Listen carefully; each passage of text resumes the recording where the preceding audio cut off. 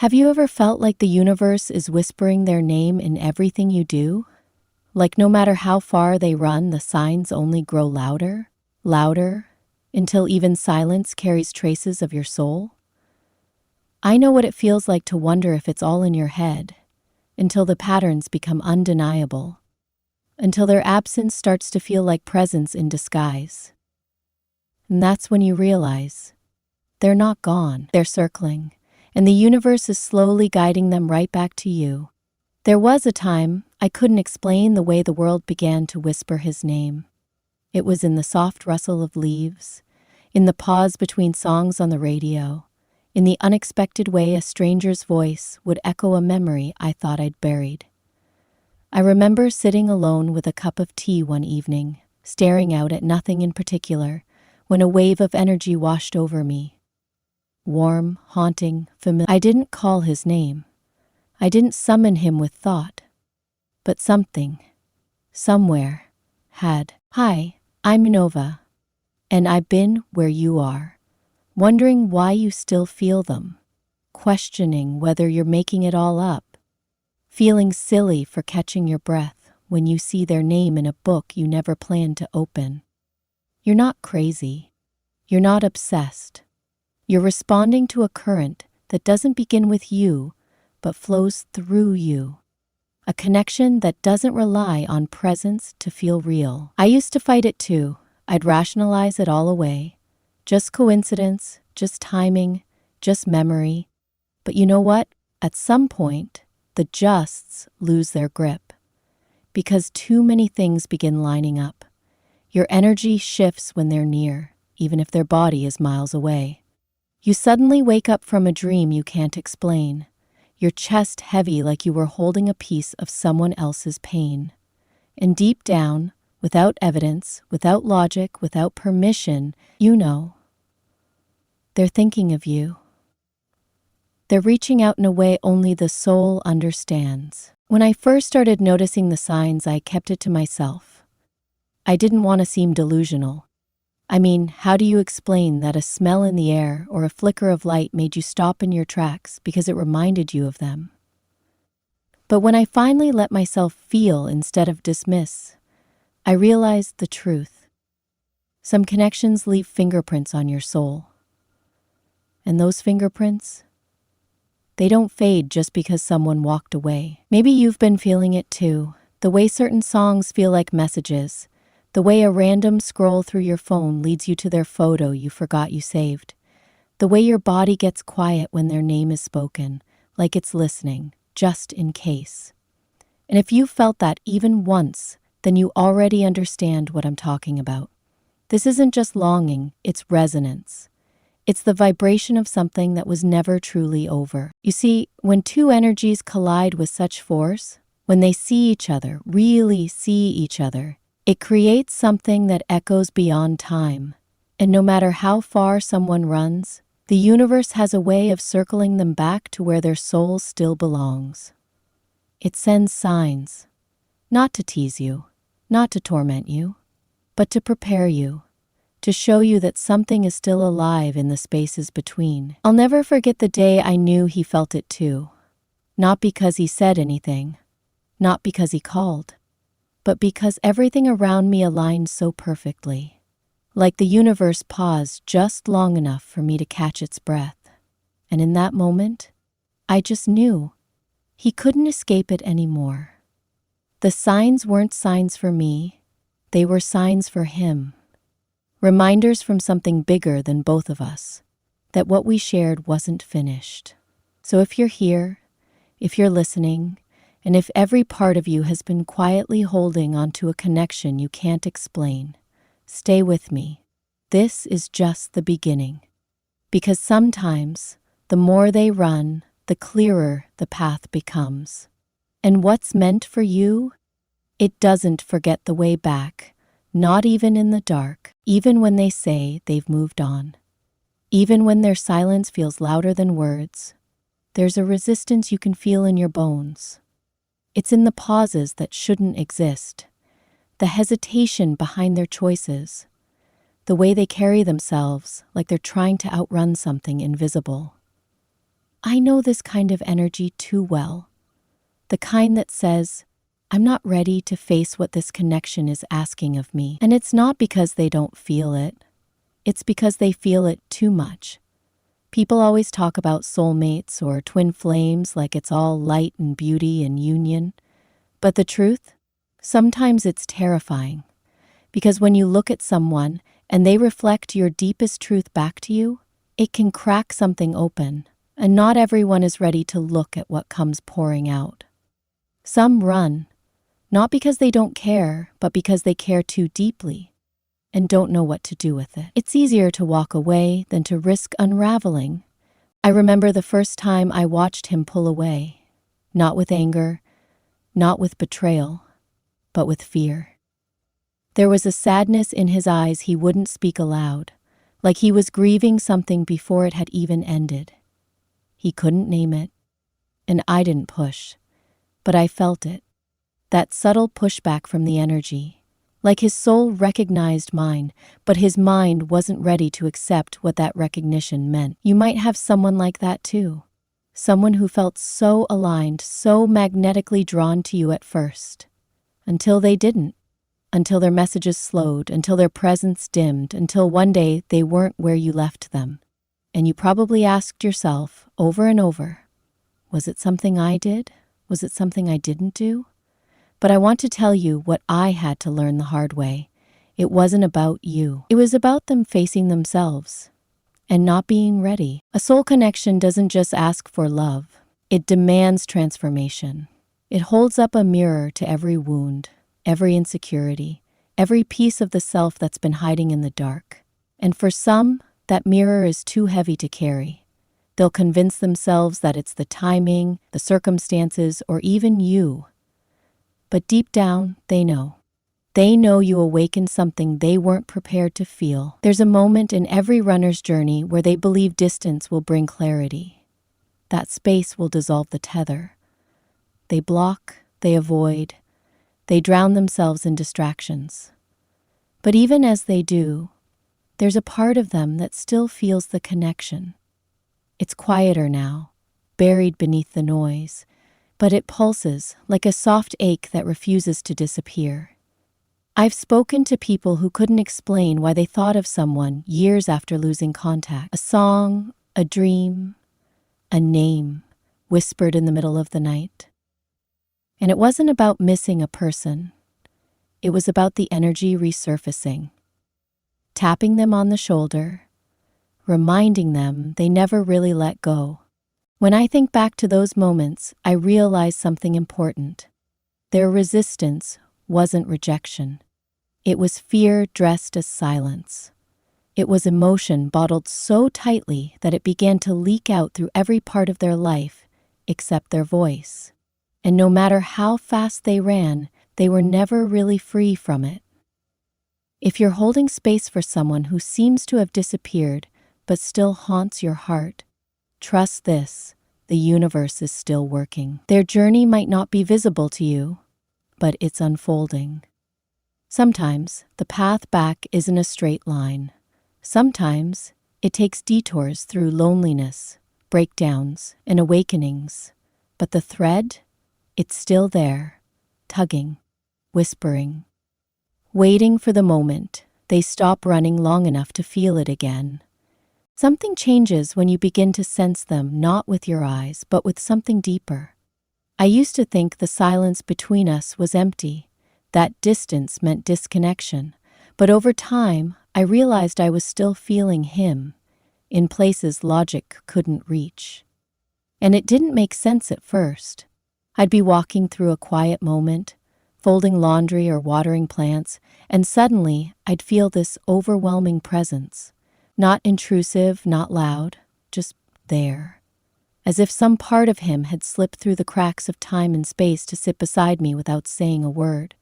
I started to pay closer attention. And what I noticed? The connection didn't end when communication stopped. In fact, it became louder in the quiet. I dream of him, not in some dramatic or obvious way, but in small, sacred flashes. A glance, a whisper, a feeling. as if our souls were still meeting in a place where the ego couldn't interfere. It felt like another world, one that existed just beyond the veil, a place where nothing had ever been broken. Maybe you felt it too, that strange sense of being watched over by a presence you can't explain, a heaviness in the air that feels like someone thinking of you, remembering you. Or those dreams that feel more like memories, too vivid, too specific to be just imagination. It's not coincidence.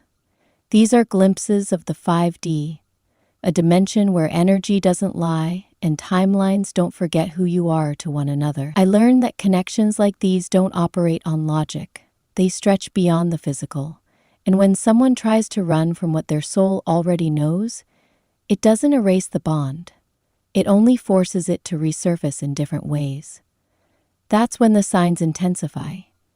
You might hear their voice in your head at random times, or you'll feel their emotion wash over you, even when your day seemed normal just moments before. It's the echo of unfinished resonance, the energetic chord that still pulses between you both, asking to be acknowledged. Sometimes I'd sit quietly and tune in, not to seek answers, but to feel. And in those moments, it was like I could tap into the space he was in, not physically, but emotionally. I'd feel his anxiety or his nostalgia, or sometimes this overwhelming sadness that didn't belong to me. And the strangest part? Every time I allowed myself to feel it, something in me softened. Because I wasn't crazy. I wasn't imagining things. I was connected, still. There was one night, I'll never forget it. I woke up gasping, heart racing, drenched in emotion I couldn't place. I hadn't seen him in months, but I knew something had cracked open inside of him. Something had shifted. And even though I couldn't explain how I knew, I just did. That was the night I understood. The soul doesn't need permission to speak. It speaks anyway. In dreams, in feelings, in frequencies that move beneath the surface. These moments, they don't always come with clarity. They don't explain themselves. But they reach into your awareness like puzzle pieces drifting toward each other. You don't need to chase the full picture. You only need to feel the pieces when they come. Trust that your energy knows more than your mind does.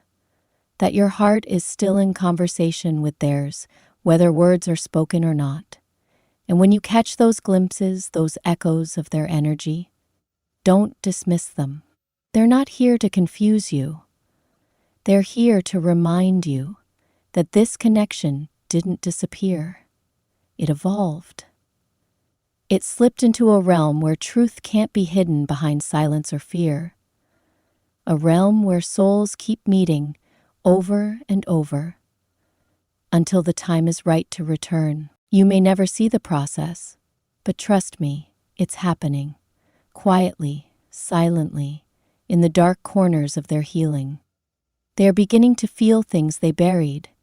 They're hearing the echoes of the words they never said. They're facing the weight of the love they once rejected, not because it was wrong, but because it was too right, too raw, too real. It's ironic, isn't it? How they thought walking away would bring them peace, how they believed that letting go would silence the noise. But in reality, it only made the signs clearer. And now, they're left with the truth. You were never something to escape. You were always something to become ready for. So while they sit in their silence, while they replay the conversations, the laughter, the moments they thought they could forget, you're still there, not as a ghost, but as a guide, a memory stitched into the fabric of their transformation. And slowly, painfully, beautifully, they begin to realize what you knew all along. This wasn't just a chapter. It was the beginning of a return. And they might fight it at first, shrug it off, distract themselves, but it comes back, over and over. A memory triggered by the way someone else holds a coffee mug, or how a stranger laughs just like you used to. It's relentless but not aggressive. It's quiet, yet undeniable. A whisper that turns into a hum that builds into a song they can't get out of their head. What's really happening is that their soul is catching up.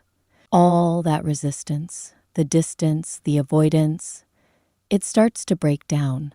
Because you can only deny what's real for so long. And when the signs keep returning, when the connection keeps tugging, something inside them begins to shift. They start questioning everything. Why does their heart still ache at the thought of you? Why do they keep comparing every new person to a memory they tried to forget? Why does your name feel like a secret they're scared to speak? I remember a night I couldn't sleep. My chest felt tight, like I was holding space for something I couldn't name. And then, in the stillness, I felt him. Not like a memory, not like a hope, but like a presence. A wave of grief and longing so intense it knocked the air from my lungs. I wasn't crying for me, I was feeling him.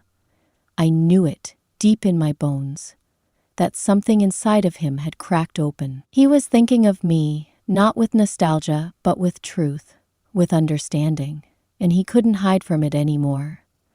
Awakening doesn't look the same for everyone. For some, it's a dream so vivid they wake up trembling, shaken by a version of you they forgot they still loved. For others, it's a moment during an ordinary day when everything starts to feel hollow. The laughter doesn't reach their chest. The people around them don't feel real. And then, without warning, their heart pulls toward you. Not because they're chasing love, but because their soul is finally remembering where the frequency was once pure. So don't mistake silence for indifference. Don't confuse space with absence. Sometimes what looks like distance is actually the beginning of remembrance. And they can't forget you, because forgetting you would mean forgetting a part of themselves they never met before you. And that part? It's waking up. Slowly, reluctantly, but surely. Everything begins to shift when the noise fades, when they finally stop running from what's inside, and the world around them grows quiet enough for truth to rise. That's when it starts. The awakening.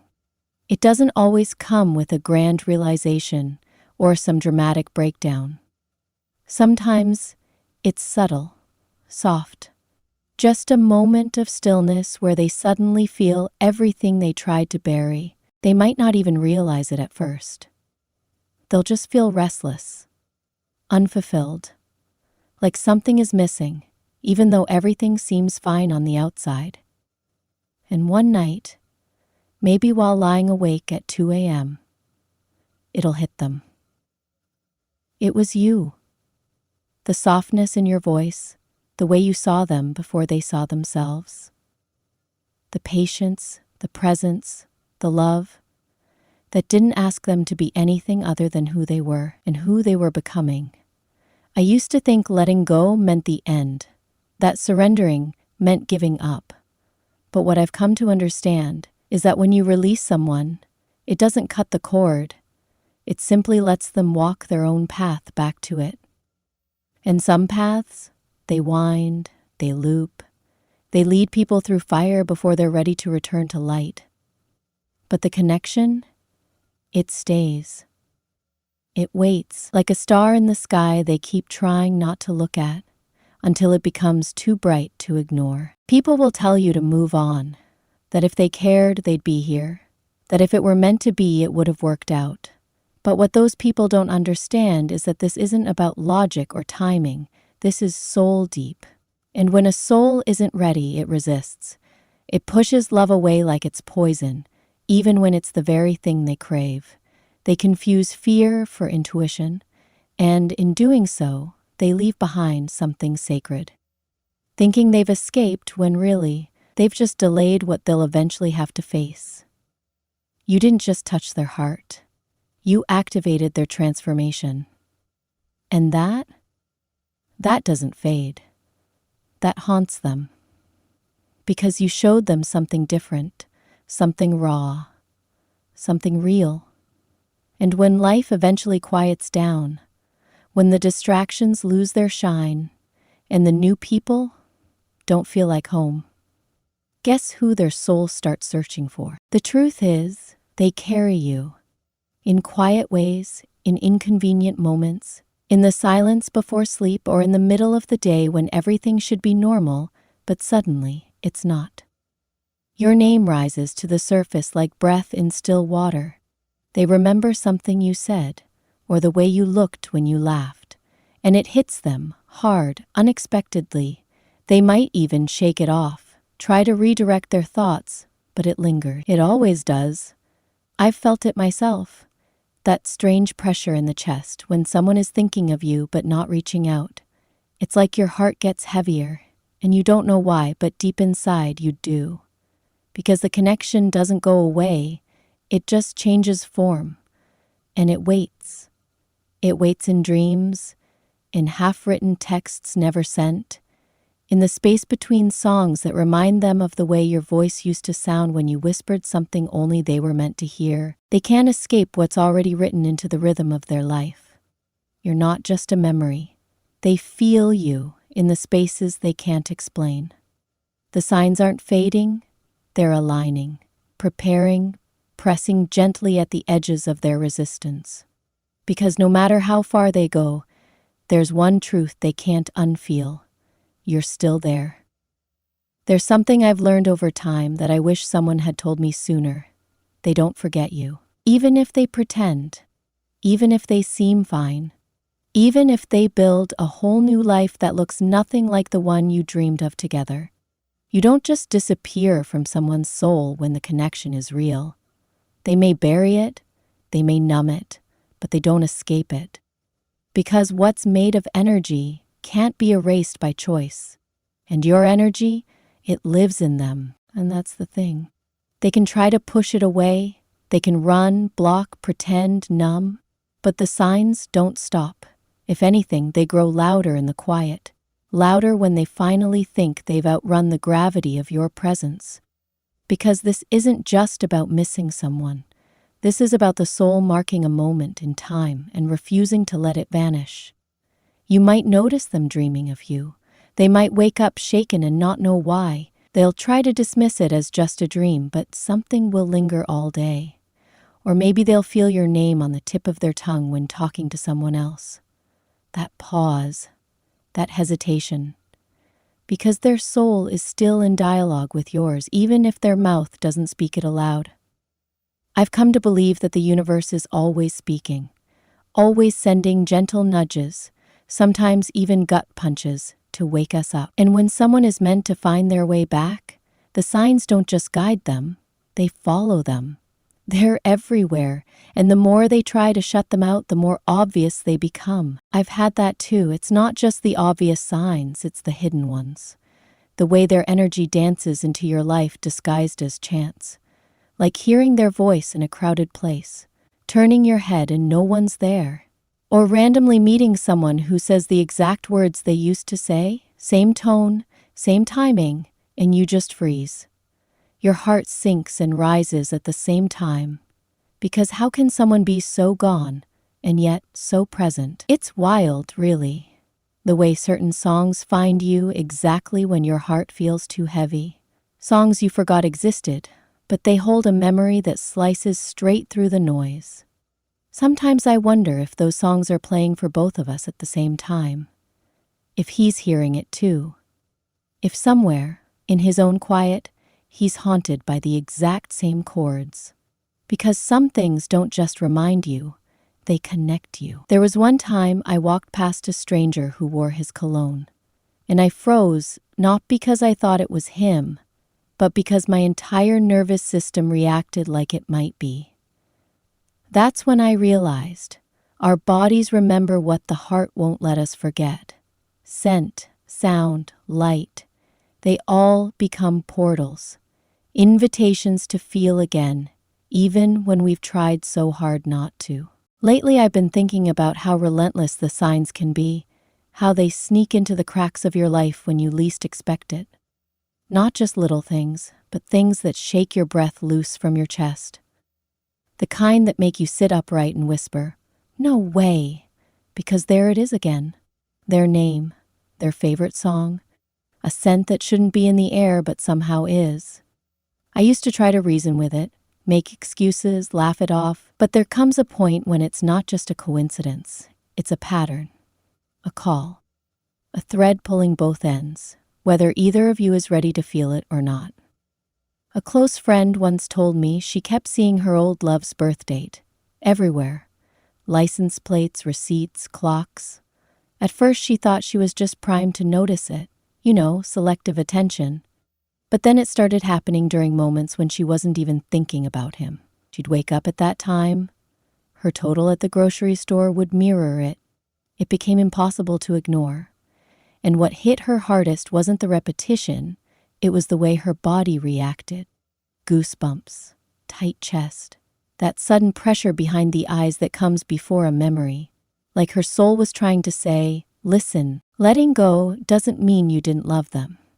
It doesn't mean you've given up. And it certainly doesn't mean the connection has lost its meaning. It just means you've finally chosen yourself. And that is the most powerful shift of all. I didn't understand that at first. I thought surrendering meant forgetting, that stepping back would erase everything we'd built. But what I came to learn through my own aching and silence is that holding space doesn't require chasing. You don't have to follow their path to remain connected to the energy you once shared. There's this illusion we all fall into, the idea that if we just hold on tighter, try harder, send one more message, explain ourselves better, we can bring them back. But love, real love, doesn't respond to pressure. It responds to alignment. And if someone's not ready to meet you where you are, then your only task is to keep rising. Not for them, but for you. I stopped reaching out the day I realized I was trying to convince someone to feel what their soul already knew. It wasn't that he didn't care, it was that he didn't understand yet. He hadn't arrived at the place where his fear had softened into clarity. And that's not something I could rush. So I let go. I didn't slam the door. I didn't shut down. I simply released the grip I had on trying to shape the outcome. And in doing so, I felt free, not because he came back, but because I did. You're not here to convince anyone of your worth. That's not your assignment in this lifetime. Your presence, your energy, your love, it's already doing more than words ever could. When you rise in your own power, when you nurture your own light, you become the sign. You stop waiting for the universe to send them symbols and start becoming the symbol yourself. A living reminder of the love that doesn't fade, doesn't beg, and doesn't chase. They may not say it, but they feel it. Every time you choose your healing, every time you grow without bitterness, every time you embody the version of yourself that was born from the pain of their absence, they feel that shift. It moves through them like a ripple, a quiet nudge, a whisper from the same energy that once held their heart. And even if they never say it, even if they never come back with an apology or closure, your energy will have left something in them that can't be undone. You became a catalyst. You cracked them open. You planted a seed that only time and truth can water. So don't doubt the impact you've had just because they haven't spoken it aloud.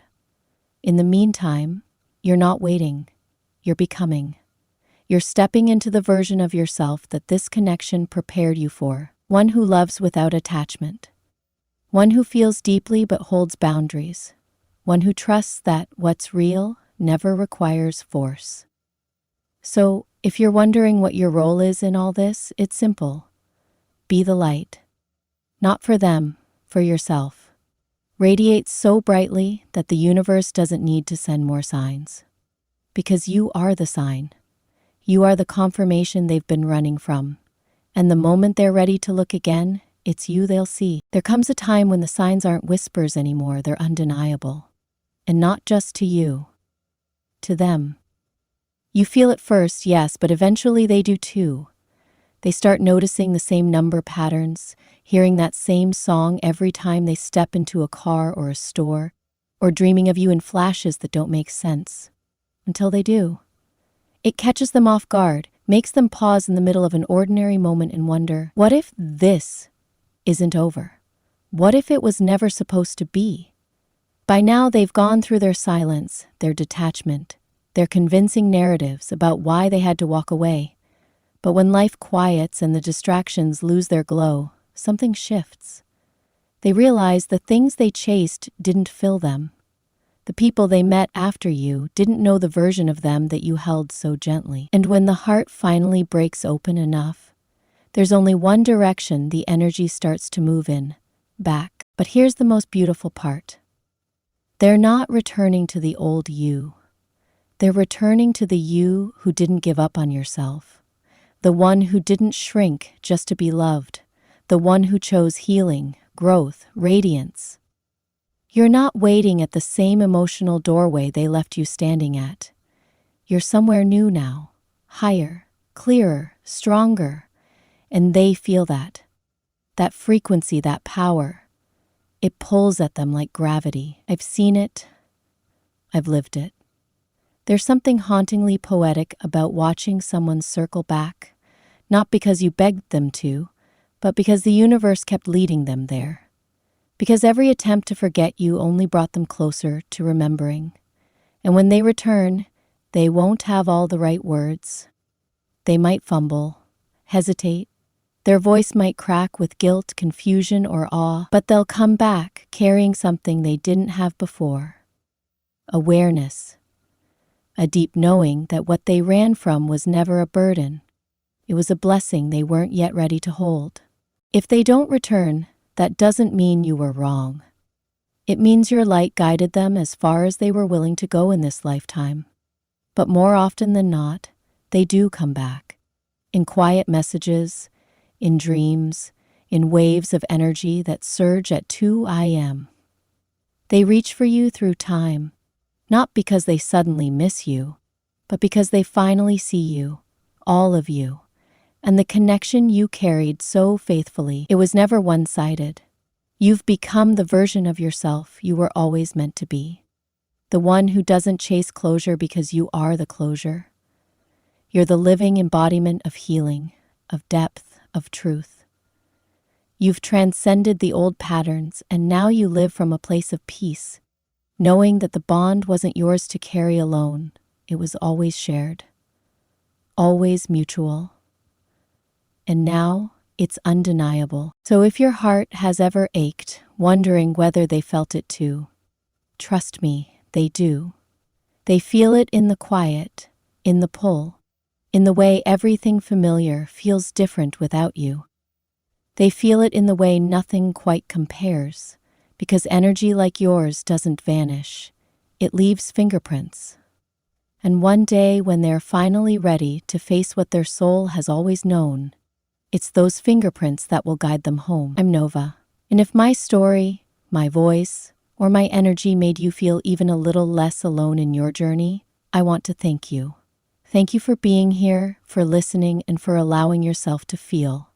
If this resonated with you, please like this video, subscribe to our channel, and stay close, because your story is still unfolding, and we're walking through it together.